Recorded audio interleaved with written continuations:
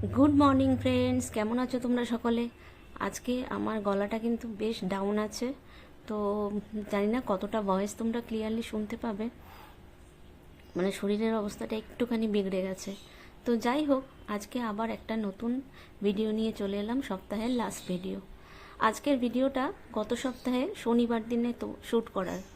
তো গত সপ্তাহে শনিবার দিন রান্নাবান্না করার পর, ওই দিন শিল্পী আসেনি, ছুটি নিয়েছিল, তাই রান্না করার পরে হঠাৎ করে বাবু বলল যে চলো দুপুরবেলাতে কোথাও থেকে একটা ঘুরে আসি।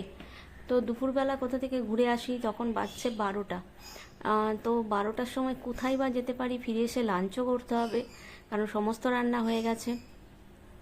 তো বললো কি, নিউ টাউনে চলো একটু মানে কফি হাউস থেকে ঘুরে আসি, একটুখানি কফি খেয়ে আসবো, পরে একটু দেরি করে লেট লাঞ্চ করব। তো যেই বলা, বেরোতে তো হবেই, নাহলে ছেলের গোসা হয়ে যাবে। তো তখন আমরা বেরিয়ে পড়লাম। এখন পৌঁছেও গেছি নিউ টাউন কফি হাউসে। বুঝতেই পারছো, উল্টো দিকে অ্যামিটি আছে, অ্যামিটি ইউনিভার্সিটির উল্টো দিকেই হচ্ছে নিউ টাউন কফি হাউস।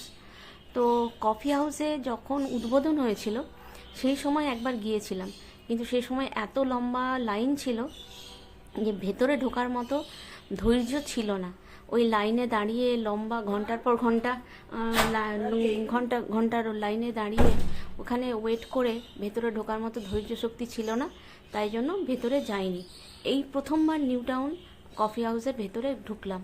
আর আকাশটা দেখো, কি সুন্দর নীল সাদা, একদম পেঁজা তুলোর মতো হয়ে আছে, পুরো মনে হচ্ছে শরৎকাল এসে গেল, মা দুর্গা এলো বলে এরকম লাগছে আকাশটা দেখে।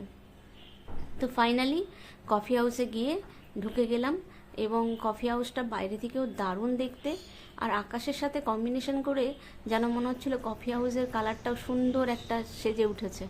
তো কফি হাউসে ওই 12টার সময় পৌঁছে গিয়ে দেখলাম পুরো খালি, কেউই নেই, জাস্ট দুজন বসে আছে, বাকি আমরা তিনজন ঢুকলাম।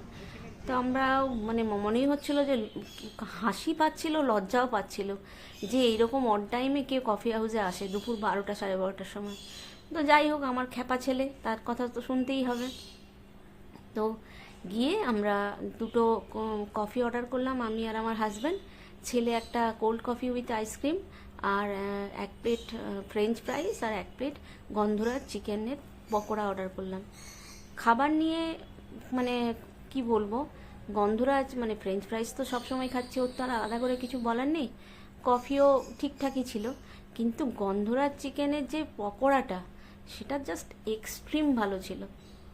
মানে গন্ধরাজ লেবুর যে ফ্লেভারটা এত সুন্দর এসেছিল চিকেনের মধ্যে, আর চিকেনগুলো ভীষণ সফট আর জুসি ছিল, মানে একদম শক্ত নয়, ছিবড়ে নয়, ভীষণ সুন্দর খেতে। আমি কখনো গন্ধরাজ লেবুর ফ্লেভার দেওয়া কোনো চিকেনের প্রিপারেশন খাইনি, মানে ইনফ্যাক্ট চিকেন আমি খুব একটা খাইই না, একদমই খাই না। কিন্তু সেদিন আমি গন্ধরাজ চিকেনের প্রিপারেশনটা আমাকে ওরা জোর করলো বলে আমি খেলাম, এবং ওরা একটা চাটনি দিয়েছিল, ধনে পাতার চাটনি, সামহাও গ্রিন কালারের, বা পুদিনা ধনে পাতা মিক্সচার ছিল মনে হয়, আমি অতটা বুঝতে পারিনি, কিন্তু দারুণ লাগছিল ওই দুটোর কম্বিনেশনে। আর ফ্রেঞ্চ ফ্রাইস তো অবশ্যই ভালোই হয় সবসময়, আর কফিটাও ঠিকঠাকই ছিল। আর আমি কোল্ড কফি তো খাইনি, কিন্তু ওরা বললো কোল্ড কফিটাও বেশ ভালো ছিল। তো সব মিলিয়ে ফুডটা তো আমার ভালোই লেগেছে। অন্য ফুডের কীরকম কী টেস্ট সেটা তো জানি না, তবে যেগুলো আমরা খেয়েছি সেগুলো আমার ভালোই লাগলো। আর ভেতরের ডেকোরেশনটা, আমি আমাদের কলকাতার পুরনো যে কফি হাউস আছে সেখানেও একবারই গিয়েছি। আমি মানে ছেলেকে নিয়ে বই কিনতে গিয়ে কলেজ স্ট্রিটে একবার কফি হাউসে গিয়েছিলাম। সেই কফি হাউসের ভিড়টা মানে দেখার মতো ভিড় একটা। আর সেখানে যারা সার্ভ করেন খাবার, তাদের পোশাক আশাকগুলো দেখলেও আমার মনে হয় আমি উত্তম কুমারের যুগে কোনো বাংলা সিনেমার সেটে চলে এসেছি, একদম সেরকমই লাগে। তো এখানে নিউ টাউনের কফি হাউসটাকে ওরা ওই ধাঁচেই তৈরি করার চেষ্টা করেছে, যদিও তার একটা মানে নবতম ভার্সন বলতে পারো, কিন্তু খারাপ না।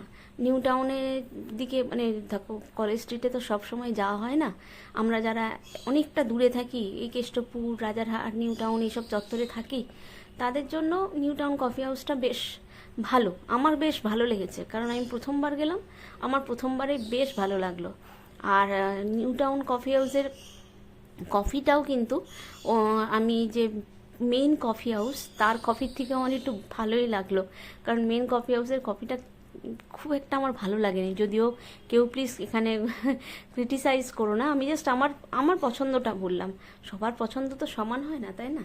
কিন্তু এই যে এই ওপর থেকে বড় বড় ফ্যান আর ওপরের থেকে লুকটা এরকম, ওটা কিন্তু পুরোনো কফি হাউসেও লুকটা এরকমই লাগে।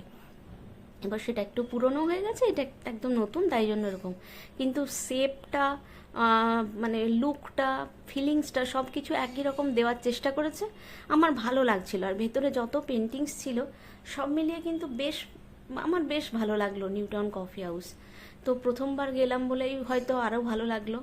তো পরে আবার যাওয়ার ইচ্ছে রইলো, কারণ খুব একটা তো দূর নয় বাড়ি থেকে। তো আমি ওই জন্য ওদেরকে জিজ্ঞেস করলাম যে একটু শ্যুট করা যাবে, বললো হ্যাঁ। আমি তখন নিচে ওরা খাবার আসার আগেই আমি একটু ওপরে এসেছিলাম, ওপরটা একটুখানি দেখলাম, একটু ফটো তুললাম, ভিডিও করলাম, করে আবার নিচে চলে যাচ্ছি এখন খাবারটা খেতে হবে বলে। তো যারা যারা এখনও নিউ টাউন কফি হাউসে যাওনি, তারা একবার ট্রাই করতেই পারো, মানে ভালোই লাগবে, মন্দ লাগবে না নিউ টাউন কফি হাউসটা। আর এই হচ্ছে সেই গন্ধরাজ পকোড়া, গন্ধরাজ চিকেনের পকোড়া, সাথে একটা আবার ভাজা লঙ্কাও দিয়েছিল, মানে কাঁচা লঙ্কাটাকেই তেলে একটু হালকা করে ফ্রাই করে দিয়েছিল। তো যাই হোক, সব মিলিয়ে মোটামুটি আমাদের শনিবারের ওই হঠাৎ করে হুজুগে বেরিয়ে পড়া সফরটা ভালোই ছিল, ভালোই কেটেছে। তো তোমরা যদি না গিয়ে থাকো নিউ টাউন কফি হাউস, তাহলে কিন্তু অবশ্যই একবার ট্রাই করতে পারো, অবশ্যই ট্রাই করতে পারো, এবং গন্ধরাজ চিকেনটা একবার ট্রাই করে দেখতে পারো। মানে বলতে পারি হলফ করে যে তোমাদের ভালো লাগবেই, কারণ এত সুন্দর ফ্লেভার যে ভালো লাগবেই। ভিডিওটা যদি ভালো লাগে তাহলে অবশ্যই লাইক করো, কমেন্ট করো, শেয়ার করো, চ্যানেলটাকে সাবস্ক্রাইব করতে একদম ভুলে যেও না। ভালো থেকো, সুস্থ থেকো, দেখা হচ্ছে খুব তাড়াতাড়ি আবার একটা নতুন ভিডিওতে। ততক্ষণের জন্য টাটা, বাই।